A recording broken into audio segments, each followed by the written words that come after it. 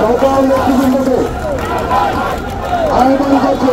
বিএনপির ভারপ্রাপ্ত চেয়ারম্যান জনাব তারেক রহমান কর্তৃক জাতীয় রাষ্ট্র কাঠামো মেরামতের 31 দফার মধ্যে আমাদের রাষ্ট্র কাঠামোর জন্য সবকিছু বাস্তবায়নের জন্য দূর আমাদেরকে পাঠাইছে যাওয়ার জন্য এই ধারাবাহিকতায় আমির হোসেন মান্নানের নেতৃত্বে আমাদের জাতীয়তাবাদী শ্রমিক দল সোনারগাঁ থানা কর্তৃক আজকের এই 3 দফার মধ্যে প্রথম দফায় আছে আগামী যে নির্বাচন হবে 2 টার্মের বেশি প্রধানমন্ত্রী থাকবে না, দেশে কোনো চাঁদাবাজি থাকবে না, দেশে বিচার বিভাগ নির্দলীয় থাকবে এবং বেশি রাতের ভোট হবে না, রাতের ভোট দিনে হবে আর রাতে হবে না এবং দেশে কোনো দুর্নীতি থাকবে না, খুন খারাপি থাকবে না দেশে। এবং শ্রমিকের জন্য 17 পৃষ্ঠায় লেখা আছে জাতীয়তাবাদী দল ক্ষমতায় আসলে শ্রমিকের বেতন বৃদ্ধি করা হবে।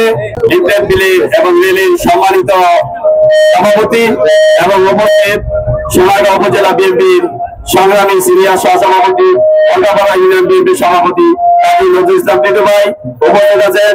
মলকাপাড়া ইউনিয়ন বিএনপির সংগ্রামী সাধারণ সম্পাদক, সোনারগাঁ উপজেলা বিএনপি সাধারণ সম্পাদক আতাউর রহমান ভাই উপস্থিত আছেন।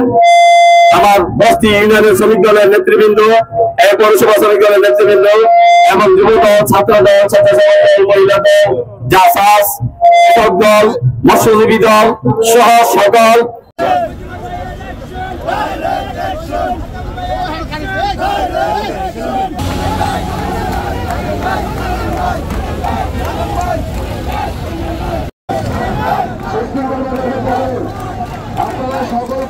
সকলকে ধন্যবাদ। এরকম সুশৃঙ্খল প্রচারণার জনবদ্ধ করার জন্য